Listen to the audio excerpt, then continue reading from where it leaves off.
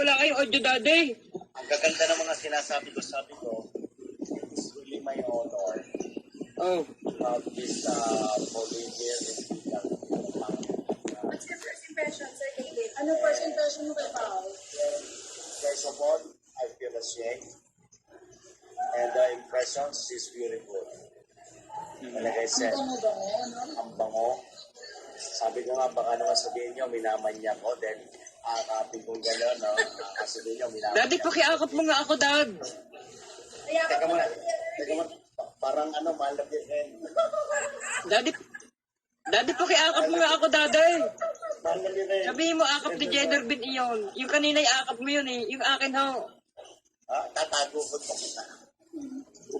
Daddy, sige na, iyakap mo ako kay Mampaw. Mampaw, pwede ba yakap ako sa iyo? Hindi, honestly, and telling you the truth, Jenner Bin into our DISS, Sir Hanso, it is really an honor to be with Miss Pauline and Maldita as well, that I was so surprised. When Dad. Yes. From very beginning, you knew that, I'm very stereotype about Ma'am Pauline. Vivian. Yeah. You know? Ano to na. Pero parang ganito, yung meeting the person that I thought is... Yeah. Pero sinabi ko naman kay Pauline, ever since hindi ako nang away sa kanya, nakasama lang ako. Ayoko makisaw-saw. Ngayon, hindi ako naghuhugis kamay, pero I'm giving you the proof. Pauline is a beautiful lady. Pauline is a very amazing woman.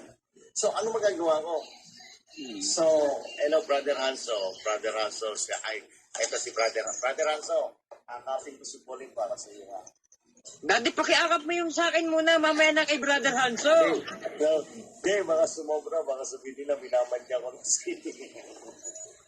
Ang ganda ni Mampaw eh. Alam niyo ba? Oh.